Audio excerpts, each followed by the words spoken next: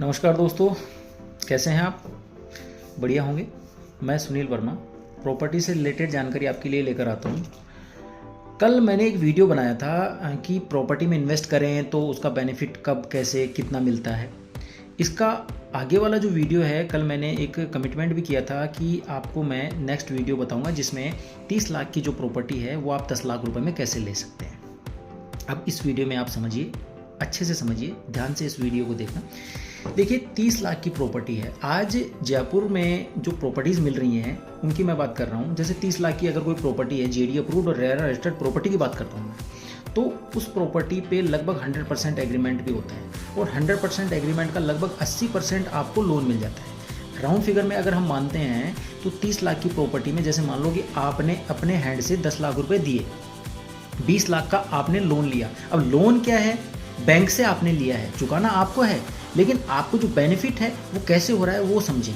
कि जैसे मान लीजिए आपने 20 लाख का लोन लिया। अब 20 लाख के लोन को अगर आपने 10 साल के लिए लिया, 10 साल के लिए जो प्रॉपर्टी है वो अभी जो रेट चल रही है, रेट ऑफ इंटरेस्ट चल रहा है 7.5 से 8.5 के बीच में लगभग चल रहा है। तो मैं इसको राउंड फिगर में 8 मान लेता हूँ कि 8% के हिसाब से आपने लोन लिया 10 साल के लिए 20 लाख का।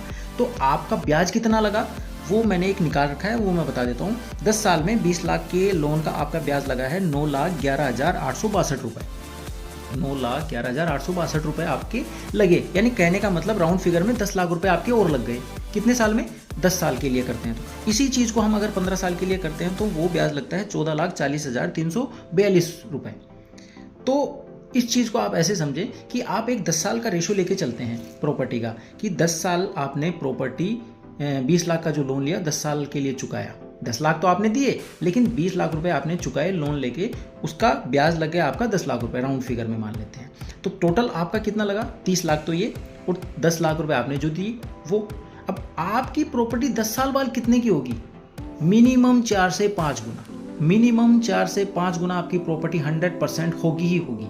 अब 4 गुना भी मानते हैं तो 30 लाख की जो प्रॉपर्टी आपने ली थी, यानी आपने तो 10 लाख रुपए दिए थे शुरू में, अब वो 20 लाख रुपए हैं वो बैंक ने दिए हैं, आपने नहीं दिए। चुकाया तो आपने, लेकिन बैंक ने दिए हैं, आपने उसको थोड़े थोड़े करके चुकाया, टुकड़ों में चुकाया। लेकिन आपकी जो प्रॉपर्टी है 10 साल में कितने की हो गई वो देखो आप। 30 लाख की प्रॉपर्टी 4 गुना के हिसाब से देखते हैं तो 10 साल में 1,20,00,000 की हो गई, और इसको 5 गुना देखते हैं तो ये 1.5 करोड़ की प्रॉपर्टी आपकी हो गई। तो आप इस गणित को इस तरह से समझें कि आपने तो सिर्फ 10 लाख की, उस समय तो 10 लाख ही दिए ना, चुकाने का तो सिस्टम आगे हुआ। लेकिन बात इस चीज़ को ऐसे समझें आप कि प्रॉपर्टी लेने से पहले आपको सारे गणित अच्छे से समझने चाहिए कि प्रॉपर्टी में रिटर्न क्यों मिलता है, कैसे मिलता है, कब मिलता है, एफडी में ज़्यादा रिटर्न मिलता है, सोने में ज़्यादा रिटर्न मिलता है, या शेयर मार्केट में मिलता है।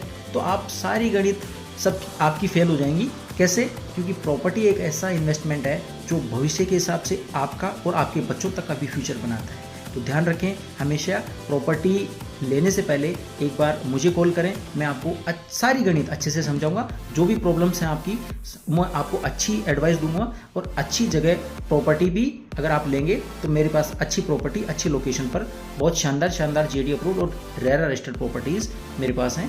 तो जल्दी से जल्दी संपर्क करें, और कोई भी प्रॉब्लम हो तो आज ही कॉल करें, और प्लॉट भी लेना चाहें तो आज ही बुक करें। धन्यवाद।